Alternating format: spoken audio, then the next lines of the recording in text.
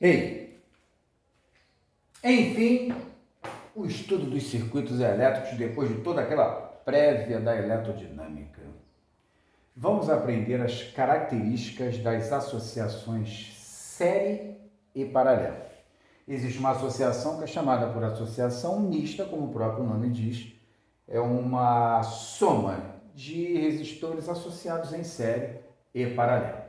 Vamos estudar basicamente as típicas, que são série e paralelo.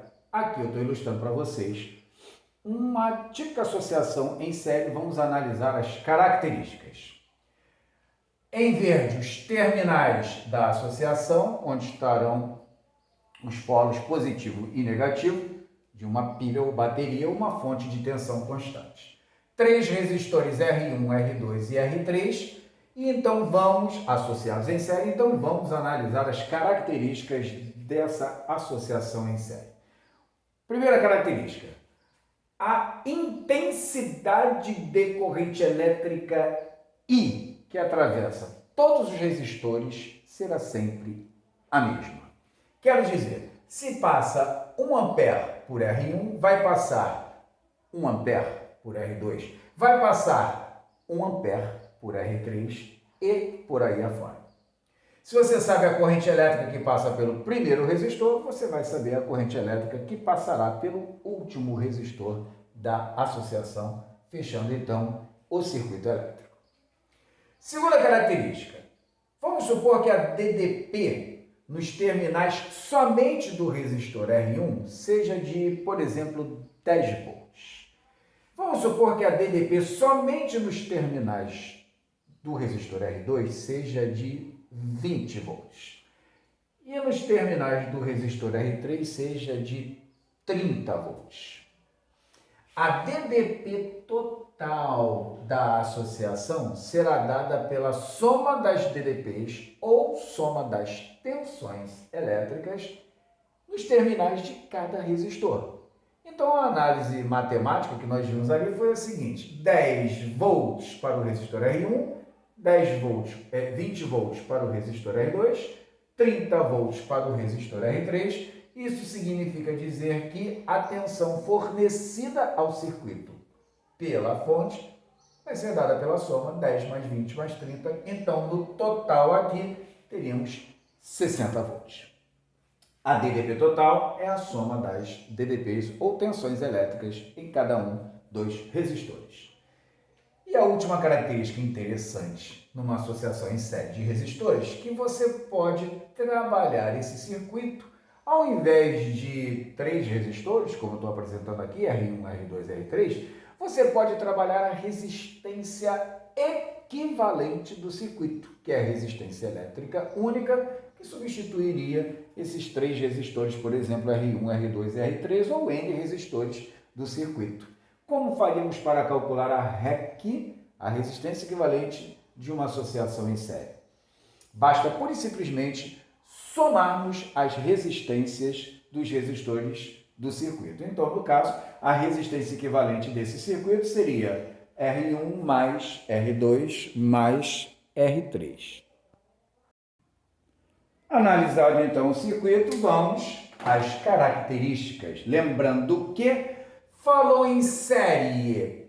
Características, primeiro importante, a corrente elétrica I que atravessa os resistores será sempre a mesma. Então está aqui anotado, vamos deixar ali meio que gravado através de um símbolozinho, de uma escrita aqui para a gente não esquecer, né?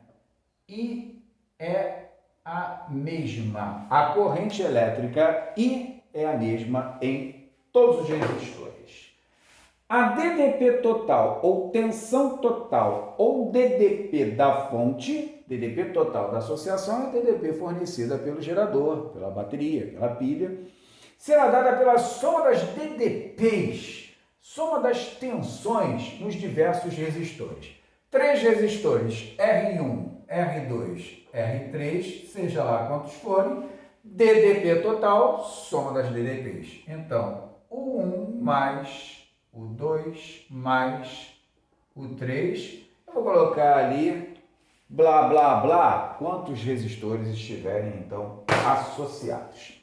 E atenção, REC, vamos trocar esses resistores por apenas uma única resistência.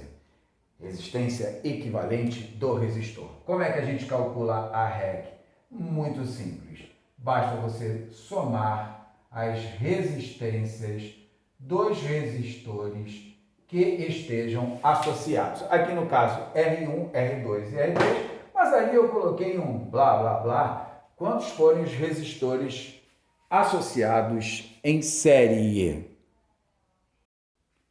Vamos aqui, amigos, resolver uma questãozinha, mera aplicação sobre uma associação série de resistores. Aqui nós temos dois resistores em série, R1 e R2.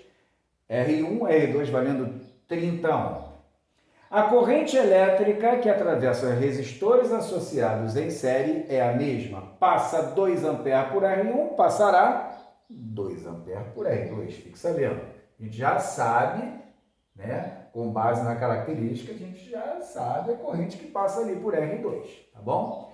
A DDP nos terminais de R1, 20 volts. A DDP nos terminais de R2 não sabemos, tampouco a DDP total. Vamos trabalhar nessa questão somente a primeira lei de Ohm. É uma lei fundamental na resolução de questões de circuitos elétricos. Então vamos lá. Em R1, já nomeado o resistor R1, o que a gente poderia determinar aplicando a primeira lei de Ohm? U igual a R vezes I. Observa que no resistor R1 nós temos a DDP e a corrente que o atravessa. Então nós temos 20 volts. Podemos determinar o valor da resistência do resistor R1 quando percorrido pela corrente elétrica de 2 A. Opa, a determinação de R1, temos R1 de 10 ohm. Tranquilo, né? Tranquilo. Vamos fazer o seguinte, vamos dar um pulinho agora no resistor R2, em R2. Como havíamos previsto, vamos trabalhar somente aquela primeira lei de Ohm ali. U igual a R vezes I sobre o resistor R2. Muito bem. Sabe a corrente em R1, sabe a corrente em R2. Vai circular por R2, 2 A. Observa que nós temos o valor da resistência, tendo a corrente, dá para se determinar o 2, a DDP, ou tensão elétrica no resistor R2. 30 vezes a corrente elétrica que o atravessa, que vale 2 A. Muito bem, o que nós determinamos aqui então? A tensão elétrica somente no resistor R2, que equivale a 60 volts. Muito bem. Observa que a gente poderia também, com base em U1 e U2, nós poderíamos calcular a DDP total do circuito aqui, olha, entre os terminais, não é? Da fonte geradora de tensão, né? De tensão constante, que é uma pilha ou uma bateria.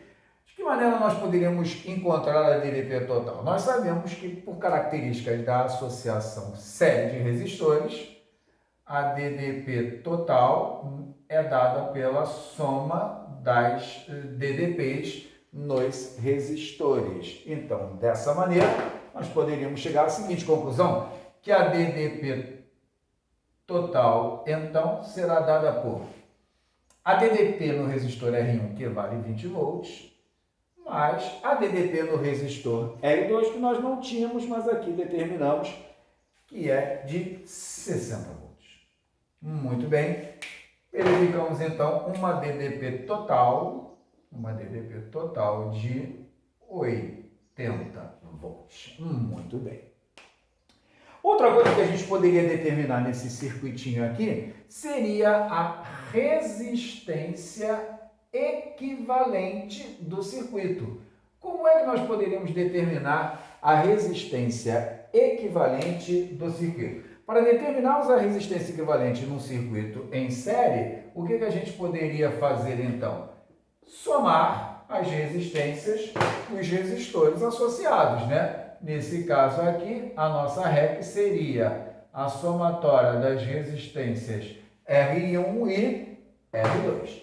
Tá legal? Então, ficamos assim, ó. A resistência equivalente seria o valor de R1 que nós determinamos, 10 ohm, mais o valor do resistor R2, 30 ohm. Muito bem, que moleza, né? A resistência equivalente dessa associação é de 40 ohm. Muito bem, agora nós vamos fazer uma confirmação de tudo isso que nós resolvemos aqui. Nós vamos fazer o seguinte, nós vamos aplicar a lei de Ohm para todo o circuito. O que eu estou querendo dizer?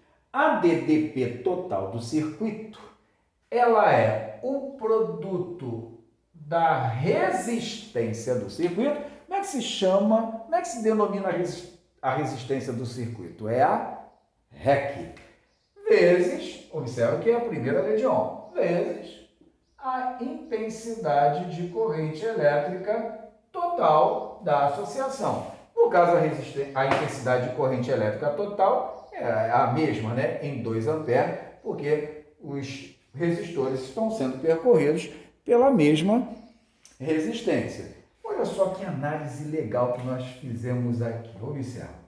A DDP total calculada por nós foi de 80 volts. A REC calculada por nós, depois de todos lá os cálculos, né? 40 amperes. E a corrente elétrica total, que é a corrente elétrica que circula, é de 2 amperes. Aqui 40 ohm, aqui 2 amperes. Observa, 80 é igual ao produto 40 vezes 2. Então, tudo isso que a gente determinou em termos de circuito elétrico, em cima, inclusive, da primeira lei de Ohm, está tudo direitinho, porque senão essa resposta aqui, essa igualdade, jamais seria possível.